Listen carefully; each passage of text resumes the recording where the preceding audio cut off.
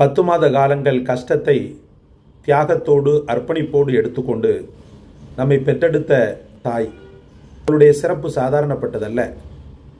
தன்னுடைய வயிற்றில் இருக்கக்கூடிய குழந்தையின் நலனையே பெரிதாக நினைத்து நிறைய விஷயங்களை அவள் தியாகம் செய்வாள். சரியான முறையில் படுக்க முடியாது, சரியான முறையில் நடக்க முடியாது, சரியான முறையில் ஆசுவாசப்பட முடியாது, சரியான முறையில் சாப்பிட முடியாது. அனைத்து தொல்லைகளையும் நாம் வயிற்றிலிருந்து கொண்டு அவளுக்கு தந்து கொண்டே இருப்போம்.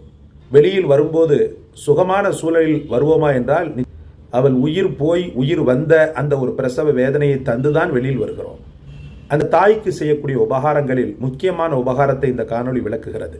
நாளை மறுமை நாளில் உங்கள் இறைவன் முன்னாடி தாய் தகப்பனுக்கு பணிவிடை செய்தவன் என்ற சிறப்பு பெற்ற பதவியோடு நிற்க வேண்டுமா? இந்த வசீஃபாவை ஓதி வாருங்கள்.